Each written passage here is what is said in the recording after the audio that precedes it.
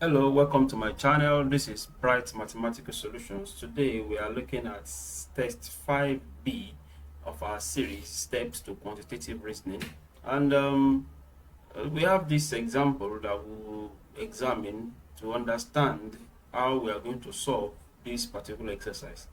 We have this triangle 7, 7, 25, 24.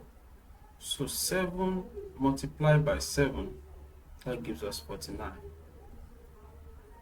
25 plus 24, that gives us 49. So the multiplication of the 2 on this edge is the same thing as the addition of the inner and the 1 that is on the base. Let's look at the second one. 6 multiplied by 3, that is 18. 5 plus 13 plus 5 gives us 18. 1 multiplied by 7 gives us 7. 3 plus 4, that is 7. Now let us use it to solve this. 3 multiplied by 4, that gives us 12.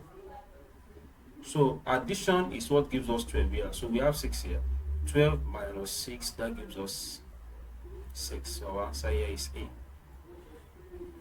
9 multiplied by 8, that gives us 72. So addition is what produced this. So 72 minus 60, that gives us 12. 6 multiplied by unknown. So we have 48 plus 12, that gives us 60. 60 divided by 6, that gives us 10. So our answer here is E. We have 6 multiplied by 7, that gives us 42. So 42 minus 14, that gives us 28. So our answer here is B. And we have 20 plus 5, that's 25, divided by 5, that's 5. Our answer here is E, which is 5. So that is the solution to this particular exercise. If you have any question, please put it in the comment section. I will definitely attend to it. Till I come your way, subscribe to this channel and be good. Thank you very much.